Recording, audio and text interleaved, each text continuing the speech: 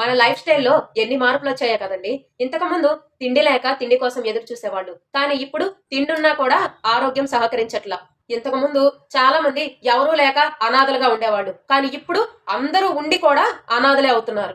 ఎవరైనా బాధగా ఉంటే ఓదార్చేవాళ్ళు, బాధను తీర్చేవాళ్ళు ఎక్కువగా ఉండేవాళ్ళు ఒకప్పుడు. కానీ ఇప్పుడు ఎవరైనా మంచిగా ఉంటే వాళ్ళను బాధ పెట్టాలని చూసేవాళ్ళే ఎక్కువ మందున్నారు.